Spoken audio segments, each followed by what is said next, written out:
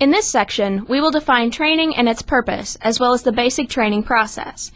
Included within this process is how organizations identify training needs and select, implement, and evaluate training programs. Training is the process of teaching employees the basic skills they need to perform their jobs or for developing additional skills. The firm's training programs must make sense in terms of the company's strategic goals. For example, if one of the goals of the company is to expand its international market, then one of the things they may focus on is training their employees in multiple languages. Also, training is part of the larger issue of performance management. This is an integrated, goal-oriented approach to assigning, training, assessing, and rewarding employees' performance. Managers set goals for their employees, and training is one of the ways an organization helps an employee meet those goals. The training process includes these 5 steps. It is important that each step in the process be completed thoroughly because each builds on the other. The more time and effort spent on the previous step, the better the next steps can be. Step 1, Needs Analysis, identifies the training needs of an employee. The 2 main ways of identifying those needs are through a task analysis and a performance analysis. The task analysis is a detailed study of a job to identify the specific skills required, especially for new employees. A task analysis record form can also be used.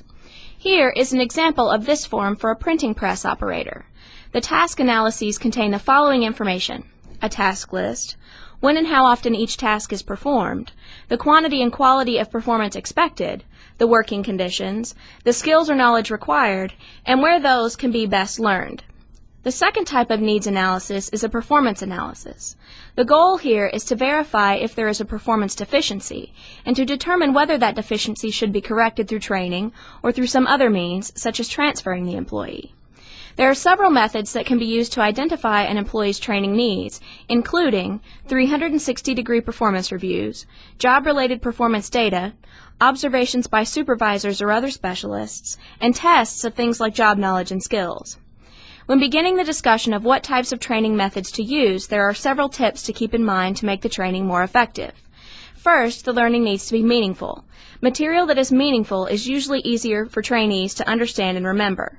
For example, it is important at the start of training to provide a bird's-eye view of the material to be presented.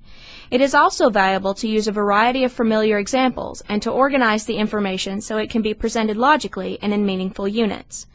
Second, it is imperative to design the training to make it easy for the skills being learned to transfer from the training site to the job site. This can be accomplished by maximizing the similarity between the training environment and the work situation, and by providing time for adequate practice. It is also important to provide a heads-up or some preparatory information that lets trainees know what problems or situations may occur on the job. Lastly, it is important to motivate the learner. This is easily done by defining for the learner why the training is important and how it will benefit them. People learn best by doing, so provide as much realistic practice as possible and allow them to learn at their own pace.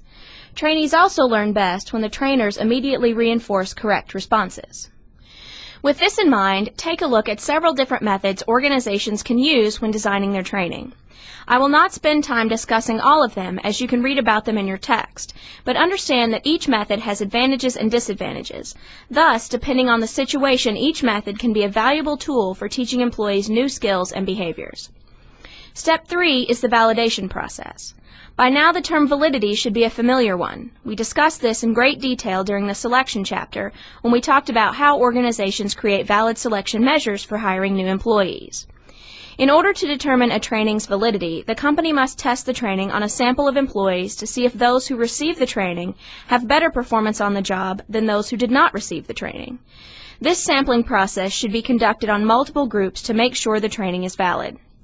Implementation, step 4, is the easiest to do if all previous steps have been done well. Now we simply need to train the employees that need to learn this skill or behavior. It is important to schedule the training at a time when the employee is fresh and that the training is broken down into small segments to lower the chance of fatigue. Step 5, evaluating the training, is the most overlooked step. In many instances, organizations will spend a lot of time and resources on the first 4 steps and then completely forget about what is arguably the most important part of the training process. My point is that it makes no sense for organizations to spend hundreds or even tens of thousands of dollars on designing a training program to not have any proof that the training actually has proven results.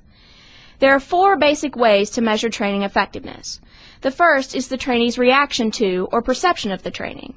Did they like it? Did they enjoy it? These reactions are very similar to the types of evaluations you complete at the end of every semester on your teachers. The second way is to measure the trainee's learning. This can be done by testing the individual's knowledge of the material covered. Third is to assess the trainee's behavior.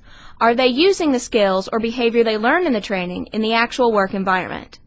Lastly, organizations should measure the results or outcomes of the training. In other words, did those who participated in the training actually improve their job performance? This is an example of a time series experiment. Before training, the company measures employee performance several times. In a perfect world, this is what all organizations hope to see as a result of training. Ultimately, what organizations want to see is a significant increase in employee performance, which is illustrated on the right side of the graph. In the end, if organizations can't track this and understand how training is affecting performance, then the training is not as effective as it could be. In conclusion, today we have discussed the basics of designing and implementing a training program. It is a complicated and time-consuming process, but in the end, a well-constructed training program is worth the effort, which must include all 5 steps.